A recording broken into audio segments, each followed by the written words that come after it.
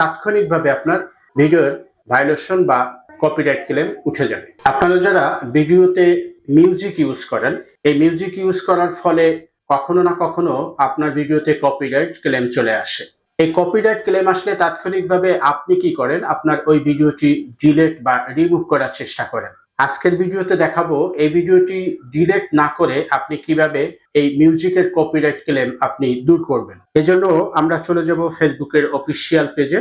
এখানে প্রবেশ করার পর আপনি লোগো আইকনে ক্লিক করবেন। লোগো আইকনে ক্লিক করার পর আপনি এখান থেকে মোর অপশনে ক্লিক করতে পারেন। এখান থেকে ভিডিওসে ক্লিক করবেন। ভিডিওতে ক্লিক করার পর আপনি এখান থেকে একটু ডান দিকে আসলে দেখবেন যে লিস্ট রিভিউ, এখানে ক্লিক করবেন। এখানে ক্লিক করলে আপনার এই ইন্টারফেসের ভিতরে যেই ভিডিও মিউজিকে ক্লেম থাকবে আপনার এখানে রেড মার্ক দিয়ে দেখিয়ে দেবে। আপনি এই ভিডিওতে ক্লিক করে এডিট অপশন থেকে মিউজিককে চেঞ্জ করে আবার পছন্দ মতো মিউজিকটি ব্যবহার করে নিতে পারেন। এতে করে তাৎক্ষণিকভাবে আপনার ভিডিওর ভায়োলেশন বা কপিরাইট ক্লেম উঠে যাবে। ধন্যবাদ, ভালো থাকবেন।